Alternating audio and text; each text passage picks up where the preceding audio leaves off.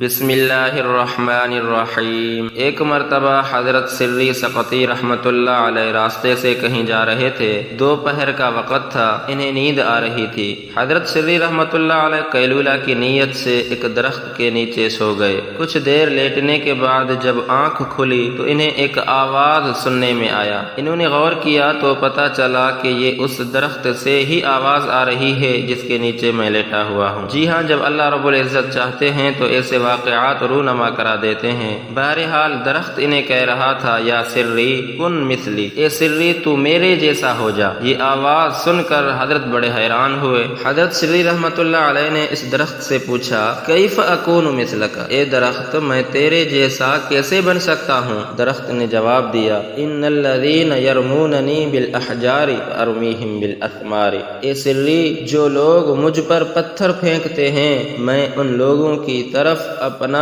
پھل لوٹاتا ہوں، اس لیے تو بھی میرے جیسا بن جا۔ حضرت سری رحمۃ اللہ علیہ اس درخت کی یہ بات سن کر اور بھی زیادہ حیران ہوئے، مگر اللہ والوں کو فراست ملی ہوتی ہے، لہذا حضرت سری رحمۃ اللہ علیہ کے ذہن میں فوراً خیال آیا کہ اگر یہ درخت اتنا ہی اچھا ہے کہ جو اسے پتھر مارے یہ اسے پھل دیتا ہے تو پھر اللہ رب العزت نے درخت کی لکڑی کو آگ کی غذا کیوں بنائی ہے؟ یعنی اگر درخت اتنا اچھا ہے پھر اس کو انعام ملنا چاہیے تھا، الٹا اللہ رب العزت نے اس کو آگ کی غذا بنائی ہے۔ یہ خیال آتے ہی حضرت سری رحمۃ اللہ علیہ نے فوراً پوچھ لیا، اے درخت اگر تو اتنا اچھا ہے فکیف مصیرک الی النار، پھر یہ تو بتا کہ اللہ نے تجھے آگ کی غذا کیوں بنایا ہے؟ پر درخت نے جواب دیا، اے سری میرے اندر خوبی بھی بہت بڑی ہے، مگر اس خوبی کے ساتھ ہی ایک خامی بھی بہت بڑی ہے۔ اس خامی نے میرے اتنی بڑی خوبی پر پانی پھیر دیا ہے۔ اللہ تعالیٰ کو میری وہ خامی اتنی ناپسند ہے کہ اللہ تعالیٰ نے مجھے آگ کی غذا بنا دیا۔ میری خامی یہ ہے، فَأَمْلَيْتُ بِالْهَوَاءِ